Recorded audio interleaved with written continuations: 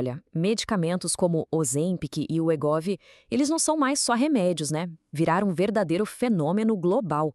A promessa é de uma nova era no tratamento do diabetes, da obesidade. E para milhões de pessoas, os resultados têm sido, assim, transformadores. Eles estão em todo lugar, sério. Dominando as conversas, as manchetes, essa classe de medicamentos, os tais agonistas do receptor de GLP-1, virou uma das maiores histórias tanto na medicina quanto na cultura da nossa década. Mas, e aí que tá? Essa é a pergunta no centro de uma nova e importante investigação, porque por trás de todo esse sucesso surgiu uma preocupação, rara sim, mas muito séria, e que os cientistas agora estão correndo para entender. Então, por trás do que parece ser um remédio milagroso, será que existe um efeito colateral que pegou todo mundo de surpresa? Bora investigar isso. A condição que tem em questão aqui é a neuropatia óptica isquêmica. Recentemente, começaram a surgir relatos associando essa condição bem específica dos olhos ao uso da semaglutida, que é, né, o princípio ativo de remédios como o Ozempic e o Wegovy.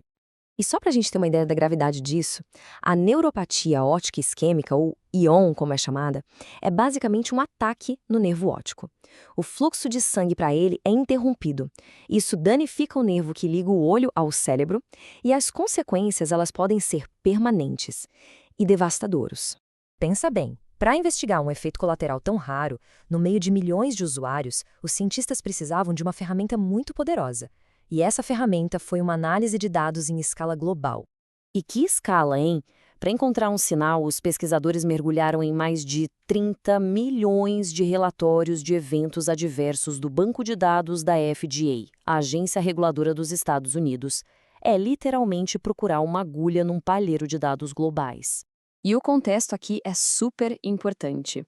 Olhando para essa linha do tempo, a análise focou nos medicamentos aprovados a partir de 2017, começando com o Ozempic, aí depois vieram outras formulações e até concorrentes como o Mounjaro e o Zepbound, que funcionam de um jeito um pouquinho diferente. Tá, e o que esses dados todos revelaram? Bom, depois de vasculhar milhões de relatórios, um padrão começou a aparecer. E ele apontava para um medicamento específico e, mais ainda, para uma formulação específica dele. Para medir o risco, os pesquisadores não saem contando os casos um por um. Em vez disso, eles medem o que chamam de força do sinal. Pensa nisso como se fosse um alarme de fumaça, sabe? Quanto mais alto o alarme, mais urgente a necessidade de ir lá e investigar o que está acontecendo. E olha só, este gráfico aqui mostra o primeiro grande achado. Dá uma olhada na barra da semaglutida. O sinal de risco é muito forte, mais de 21 vezes o esperado.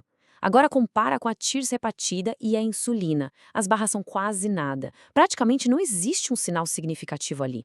Mas é aqui que a história fica, assim, muito interessante. Quando os pesquisadores separaram por marca, o sinal para o Ozempic já era forte, hein? Quase 19. Mas para o Wegovy, gente, o sinal disparou para quase 75. É uma diferença gigantesca. Isso sugere que tem alguma coisa específica sobre o Wegovy que está causando essa associação. Essa aqui é a visualização de dados que está no próprio estudo. Não precisa se preocupar com todos os detalhes, não. O importante é focar em como os pontos vermelhos do Wegovy estão bem mais para a direita do que todo o resto. Essa distância é o que mostra visualmente a força impressionante desse sinal de risco. Então, a grande pergunta é por que essa diferença tão dramática? A resposta parece que está nos detalhes, em como cada medicamento usado e talvez em quem está usando. Olha, essa comparação lado a lado aqui é bem reveladora. O Ozempic indicado para diabetes tem uma dose máxima de 2,0 miligramas. Já o Wegovy, para obesidade, tem uma dose 20% maior, de 2,4 miligramas. Essa diferença, tanto na dose quanto na indicação, parece ser a chave do mistério. A hipótese dos pesquisadores é a seguinte: a dose mais alta do Wegovy provoca uma perda de peso mais rápida e mudanças metabólicas mais intensas. Isso pode levar a quedas de pressão e a uma contração do volume de líquidos no corpo. E o resultado disso tudo poderia ser uma redução do fluxo de sangue justamente para o nervo óptico, que é uma área bem vulnerável. E tem mais uma peça surpreendente nesse quebra-cabeça: o gênero. A análise mostrou que com o Wegovy, os homens apresentaram um risco mais de 3 vezes maior que as mulheres. O porquê dessa diferença tão grande? Bom, isso ainda é um mistério. Isso também ajuda a gente a entender por que os outros medicamentos não mostraram esse sinal. O Rybelsus, por exemplo, é oral, então a absorção dele é muito baixa para causar um efeito tão forte. E a tirzepatida? Ela age em 2 hormônios, o que pode criar um tipo de efeito de equilíbrio, sabe? Suavizando aquelas mudanças metabólicas bruscas que poderiam ser um risco para o nervo óptico. Ok, e o que a gente faz com toda essa informação? É crucial agora entender o que ela realmente significa e quais são os próximos passos. É fundamental deixar uma coisa bem clara: este estudo encontrou uma associação, não uma causa. Correlação não é causalidade.